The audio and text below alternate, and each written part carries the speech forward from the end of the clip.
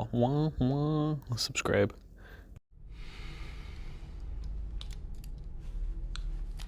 Would you like to see my mask? I use it in my experiments. Probably not very frightening to a guy like you, but these crazies, you can't stand it. So when did the nut take over the nut house? Be serious. Okay, so I love Batman. You love Batman. You've clicked on this video because it's titled Flamingo Reviews Batman Begins. The first of Christopher Nolan's Batman trilogy. Batman Begins is not my favorite Batman movie, but it's not a slouch of a Batman movie either. With a headlining cast of folks like Christian Bale as Bruce Wayne, Batman himself, and the likes of Michael Caine as Alfred, Liam Neeson as Ra's al Ghul, Katie Holmes as Rachel, Gary Oldman as Jim Gordon, and Cillian Murphy as Dr. Jonathan Crane, among others. Batman Begins takes this idea of Batman and drives him into the real world in an aesthetic kind of way. What if Batman was possible? What would he look like? How would it feel? So you have a Batman who drives around in what's called the Tumbler, his Batmobile, which is very tank-like. You have this whole entire environment that is not entirely the fantastical, like you couldn't picture Superman flying in, but it's not entirely like the normal, because you still have folks like the Scarecrow who has his fear toxin and all this other cool kind of stuff.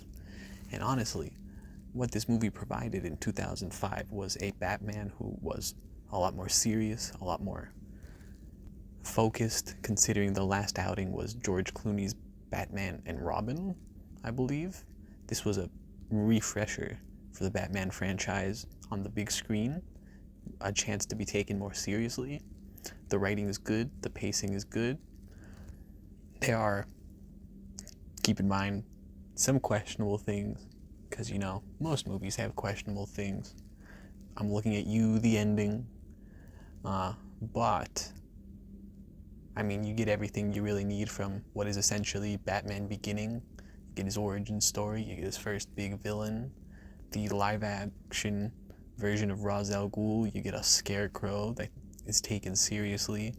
I absolutely love the movie. I think, so I made a YouTube short that called it underrated, and people called me out for that. Let me clarify, perhaps not underrated, but I think it needs to be spoken of within the league of its other two movies. When I said underrated, I meant in comparison to the likes of The Dark Knight and The Dark Knight Rises. Not underrated as like a movie as a whole. I mean, just when in comparison to its two follow-ups, if that makes any sense. But anywho, I would also like to take a second to look at that ending. Now, overall, you get the gist of Batman in all of this. You get his origin, you get him training, you get his time spent with Ra's, you get his relationship with Alfred, you get who he is as a person, his entire state of being, if you will. But at the same time, the ending. Listen, I love Batman. That ending's really silly. You never learn to mind your surroundings.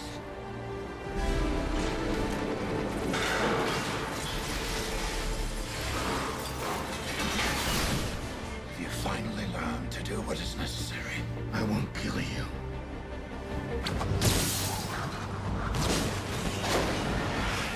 But I don't have to save you.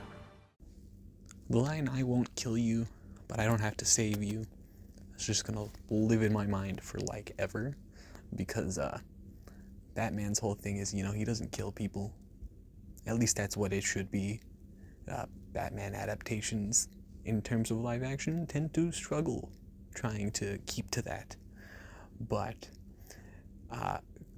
Christian Bale's Batman literally being like, well, I don't kill, that's not my thing, but I don't have to save you, and then just leaving the train to let Ra's al Ghul die. Isn't that just killing with extra steps?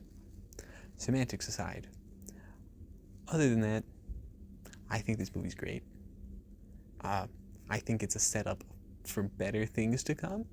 but for what a setup is, it lets you into this world. The bat suit's a little weird. He doesn't have like a turnable neck yet, which is still a problem in 2005, it seems. But other than that, I mean, come on. Come on. You can't look at this movie and think, wow, this sucks. Because it doesn't suck. It's great. It might be better, but it's great.